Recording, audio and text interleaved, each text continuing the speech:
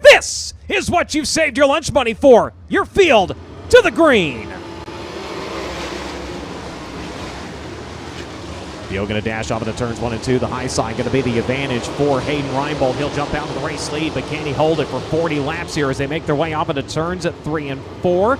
He'll lead lap number 1. Battle for the second spot. Grant looking to the inside of Kyle Cummins there for just a second.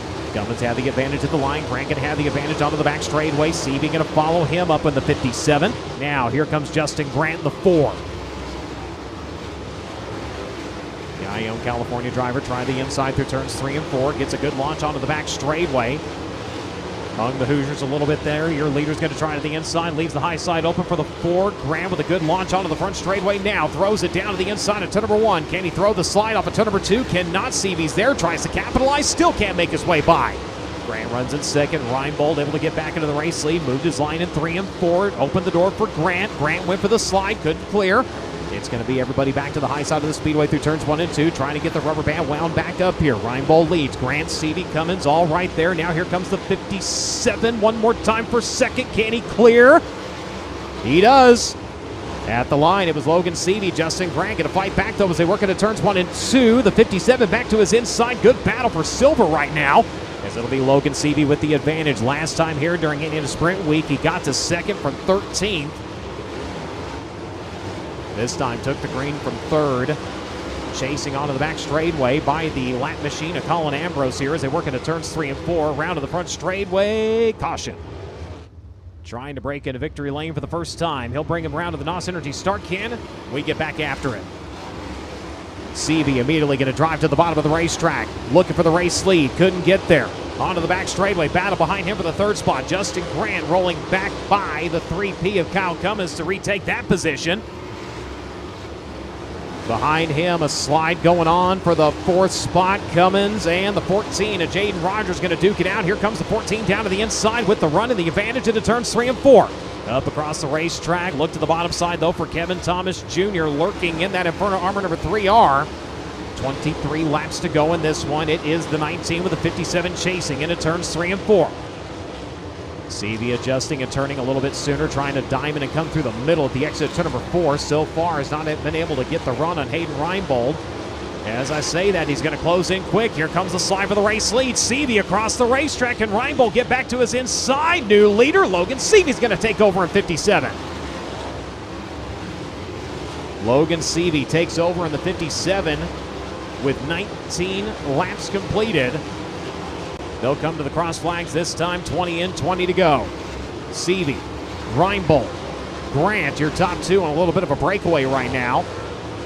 In the meantime, Kevin Thomas Jr. has moved into the top 5. He's going to work on Kyle Cummins right now. That'll be the fight for the 4th position, working around the bottom side of the speedway. As your leaders work middle to high side at both ends of the racetrack.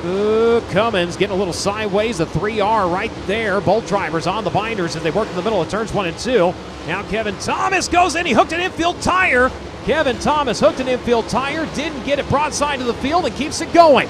Great save by the 3R as he nearly had a catastrophe on his hands. And it's going to be Kevin Thomas Jr. right now, your top 5. Jaden Rogers running in 6th. CJ Leary in 7th.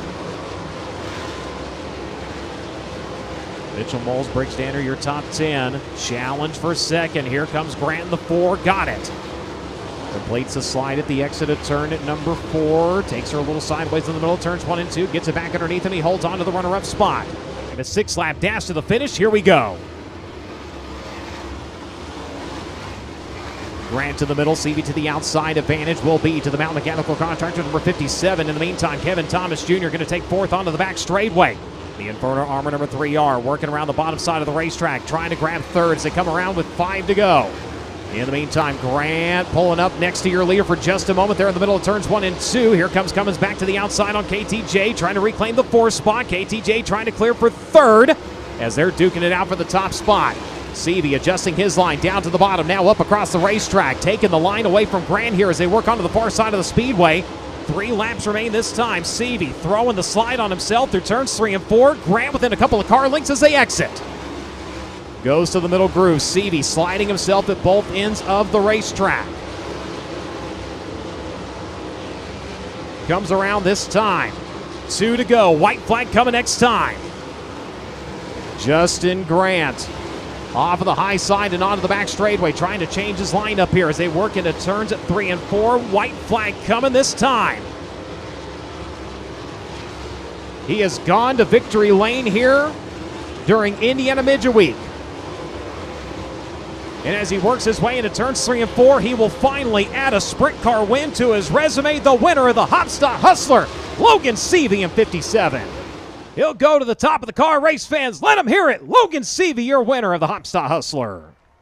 Man, they've been working on this one for quite some time. Logan Seavey picks up his first AMSOIL USAC National Sprint Car win here at Tri-State Speedway, and it's a $20,000 payday for the Haubstadt Hustler victory here tonight. Logan, has a win felt this good in quite a long time? No, probably not till we won the midget race here last year. So, yeah, this place is just eating me alive as long as I've been coming here, and I think I've missed as many features as I've made here. So this is about as cool as it gets. Kirk and Danny and Bone and everybody on this car working so hard to get me better here, especially. And yeah, I just felt so good all night, and I could run really hard and hold off, two of the best here right now.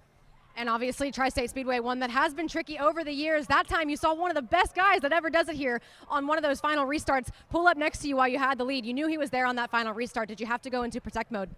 Yeah, I did a little bit. I know you can make speed kind of sliding yourself here a lot, and the entries were just a little bit choppy on the top. So I was like, man, if I just, zing it down across the bottom, as long as I don't mess up on exit, it'll be really hard to pass me. And yeah, I don't know what my speed was like when I was doing that, but the car felt really good. So yeah, I just can't say enough about all these guys that work on this thing. Stan Engines too, we've worked a lot with him today to make sure we're making the right changes to keep this thing where it needs to be. So yeah, I just want to give a shout out to Today Sharpley and Ultra Shield Seats and Sparco that keep me safe and comfortable in this thing. And yeah, this is really cool. You guys have been working extremely hard to get better and to get the 57 to the front here at Tri-State Speedway. The racetrack a little bit different tonight than we normally see. Do you feel like you've mastered it, all things considered? Yeah, I don't think anybody can really say they mastered this place, but besides maybe a couple. But yeah, there's guys that run really good consistently here, and they come here tonight and struggle. And we've just been getting better overall at this place. So hopefully that translates to all track conditions. But yeah, for now it's just more confidence than anything, making sure I feel good in the car and know that I have a chance to win. And yeah, passing Justin there was key. If he gets out front first, it's probably a different ball game. So just yeah, what a racetrack, what a race. This place always puts on a good show. So been looking forward to this one since sprint week after we ran so well, and I'm glad we could get a win for these guys. At long last, Logan Seavey picks up his first career AMSOIL USAC National Sprint Car victory here at the Tri-State Speedway for a $20,000 payday and the Haubstadt Hustler victory here in Victory Lane. We'll get it over to Drake York.